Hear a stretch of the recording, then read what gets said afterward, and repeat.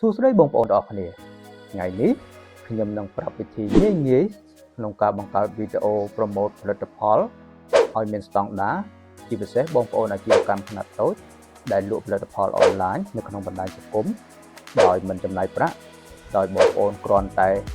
មានកម្មវិធី Canva តោះកុំឲ្យខាតពេលយូរចូលទៅក្នុងកម្មវិធី Canva ទាំងអស់គ្នាអូខេ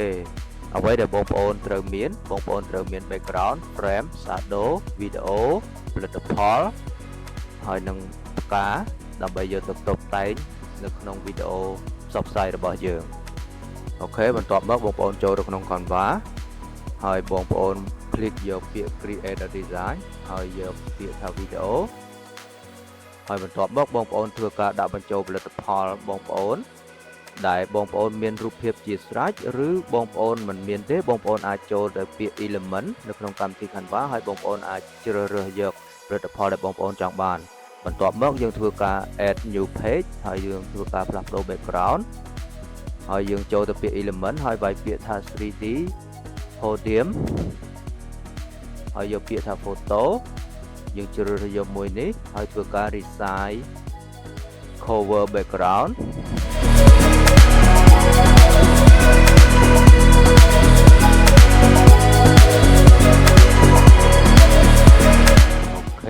ហើយបងប្អូនវាយពាក្យថា frame circle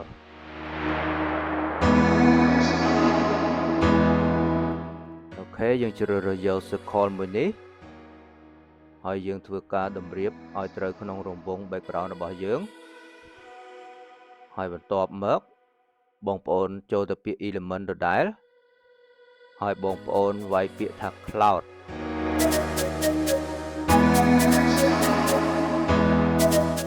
អូខេបន្ទាប់មកបងប្អូនយកពាក្យថាវីដេអូ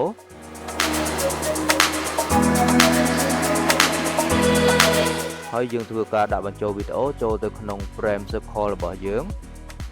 ហើយបន្ទាប់មកបងប្អូនចូលពាក្យ element ហើយវាយពាក្យថា around inner shadow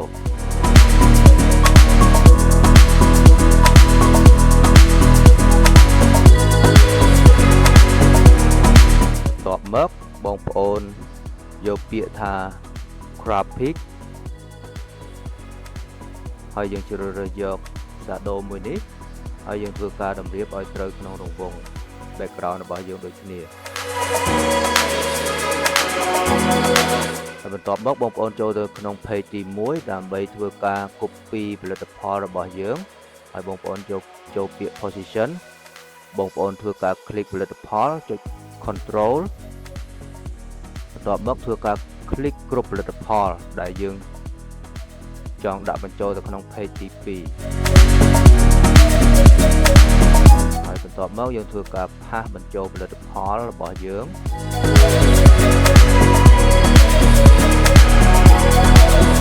ហើយបន្ទាប់មកយើងធ្វើការតម្រៀបផលិតផលរបស់យើងនិង resize ឲ្យនៅចំផ្នែកកណ្ដាលគ្រប់ផលិតផលបងប្អូនធ្វើការតម្រៀបបែបនេះ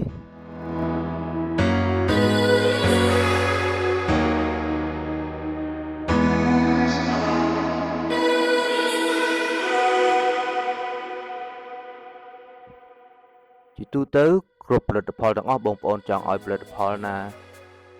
បង្ហាញមុនគេគឺតាមតែបងប្អូនត្រូវការតែខ្ញុំធ្វើការឧទាហរណ៍សម្រាប់បងប្អូនដូច្នេះបងប្អូនអាចជ្រើសរើសផលិតផលណាដែលបងប្អូនចង់បង្ហាញមុនគេគឺបងប្អូនអាចយកមកដាក់ខាងមុខហើយរបៀបដាក់ខាងមុខបងប្អូនគ្រាន់តែចូលទៅក្នុង position បន្ទាប់មកបងប្អូនធ្វើការចូលទៅក្នុងពាក្យថា layer ហើយបងប្អូនคลิกយកផលិតផលណាដែលបងប្អូនចង់យកមកបង្ហាញដាក់ខាងមុខវីដេអូបងប្អូនអាចធ្វើការអូសឡើងទៅលើនោះផលិតផលនោះនឹងបង្ហាញនៅក្នុងវីដេអូមុនគេ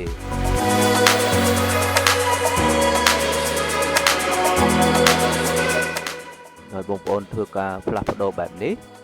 តែខ្ញុំចង់យកកាបូបនេះឲ្យបង្ហាញមុខគេ អ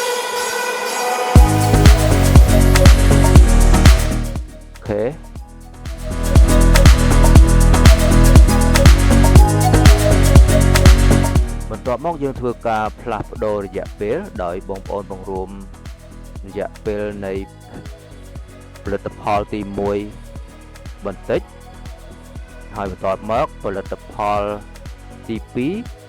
ឲ្យមានរយៈពេលខ្លីជាងផលិតផលទី1បន្ទាប់មកផលិតផលទី3ឲ្យមានរយៈពេលខ្លីជាងផលិតផលទី2បន្ទាប់មកផលិតផលទី4ឲ្យមានរយៈពេលខ្លីជាងផលិតផលទី3ហើយបន្ទាប់មកផលិតផលទី5ឲ្យខ្លីជាងផលិតផលទី4ហើយបន្ទាប់មកយើងធ្វើការបង្រួមរយៈពេល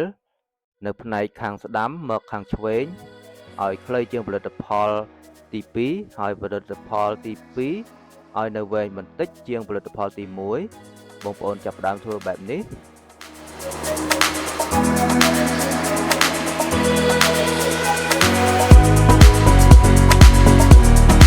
គឺធ្វើបែបនេះផលិតផលបន្ទាប់ត្រូវតែមានរយៈពេលខ្លីជាងហើយនឹងខាងស្ដាំត្រូវតែវែងជាងបន្តិចដើម្បីឲ្យយើងធ្វើបែបនេះដើម្បីឲ្យផលិតផលមានការឆ្លាស់ក្នុងការបង្ហាញនៅក្នុងរូបភាពរបស់យើងហើយបងប្អូន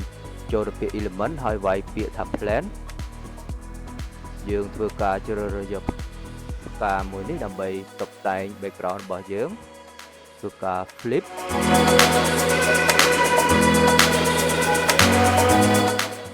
អូខេ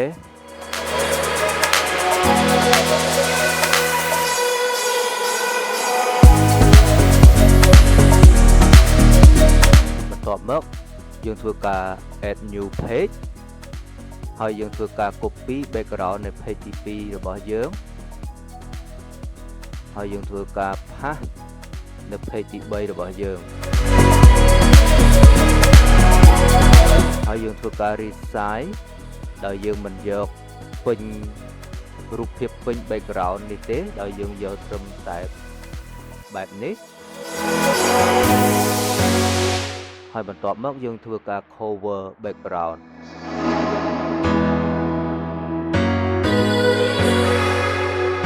បន្ទាប់មកបងប្អូនចូលទៅ page ទី1ហើយបងប្អូនធ្វើការ copy ផលិតផលទាំងអស់របស់យើងដោយបងប្អូនចូលទៅពាក្យ position ហើយ click ចុច control click គ្រប់ផលិតផលរបស់យើង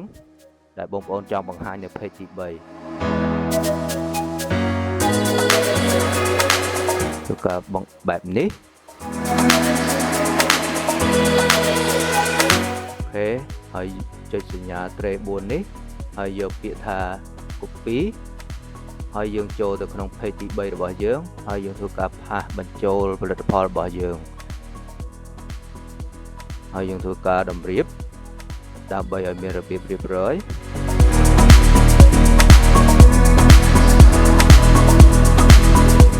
បែបនេះហើយយើងធ្វើការ animate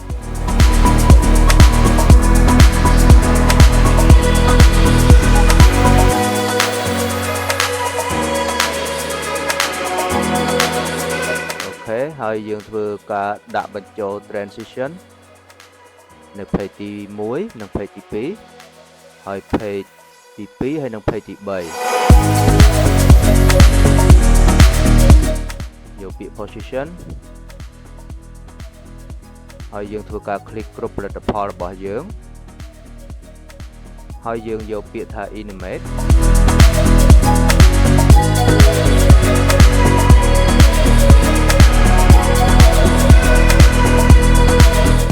ធ្វើការដាក់បញ្ចូល animate ចូលទៅក្នុងគ្រប់ផលិតផលរបស់យើង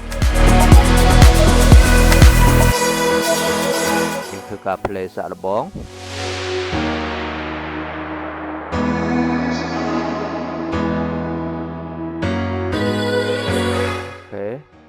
ឃើញថាដំណើរការល្អហើយខ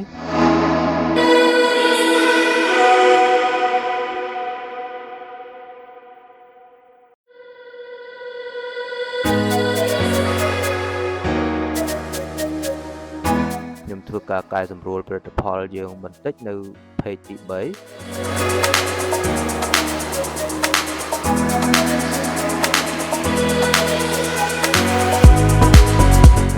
បន្ទាប់មកបងប្អូនចូលទៅ page ទី 2 ហើយបងប្អូនធ្វើការ add អក្សរដោយវាយពាក្យថា special discount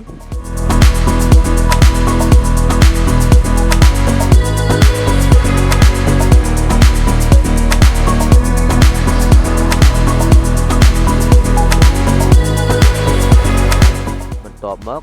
យើងធ្វើការផ្លាស់ប្ដូរពណ៌ហើយយើងយកពាក្យថា effect ហើយយើងចាប់ផ្ដើមដាក់ effect នៅក្នុងអក្សររបស់យើង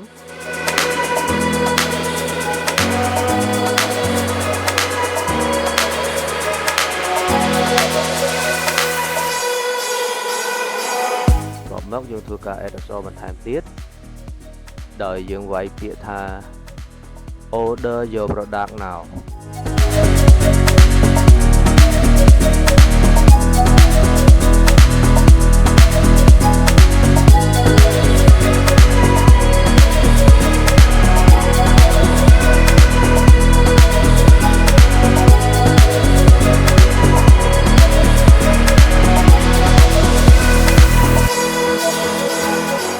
បន្ទាប់មកយើងធ្វើការដូរ font អក្សរខាងក្រោមរបស់យើងដោយខ្ញុំជ្រើសរើសយក font នេះ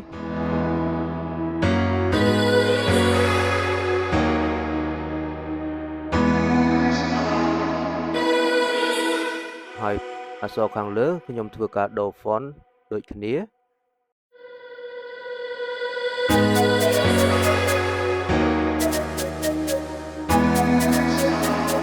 បន្ទាប់មកយើងធ្វើការ add អក្សរមួយទៀតដោយយើងវាយពាក្យថា shop now បន្ទាប់មកយើងធ្វើការដូរ font ខ្ញុំធ្វើការយក font មួយនេះបង្រួមផ្សាយហើយយើងយកពាក្យថា effect ហើយយើងយក effect background ហើយយើងធ្វើការផ្លាស់ប្ដូរពណ៌ background ហើយយើងកូបផ្លាស់ប្ដូរពណ៌អក្សរទៅជាពណ៌ស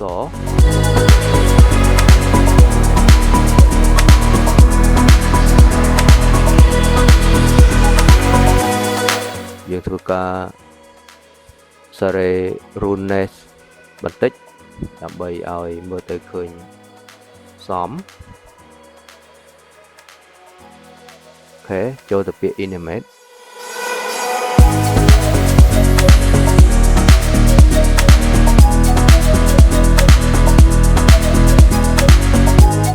យើងធ្វើការคลิกលើអក្សរ shop now ធ្វើការ copy ហើយយើងយកទៅ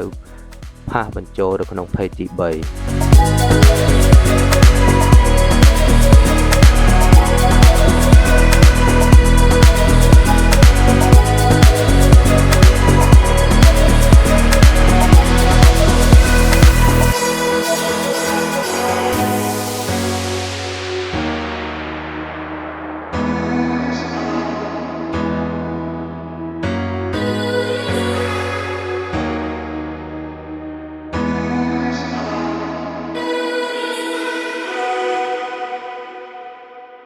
យើងធ្វើការ play សាកល្បង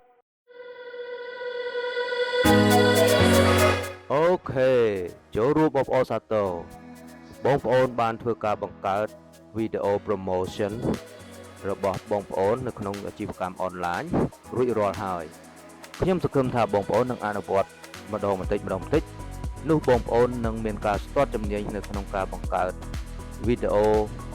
ផ្សព្វផ្សាយពាណិជ្ជកម្មឬក៏ poster